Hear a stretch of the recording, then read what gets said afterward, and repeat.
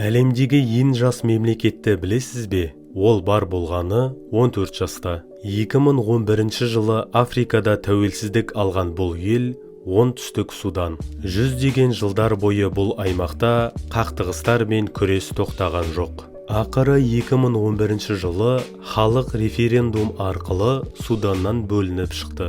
Оңтүстік Судан жаңа мемлекет болғанына қарамастан, аумағы үлкен және табиғаты бай. Мұнда Ніл өзенінің бір тармағы Ақ Ніл ағып жатыр. Сонымен қатар бұл елде мұнай кен орындары да бар.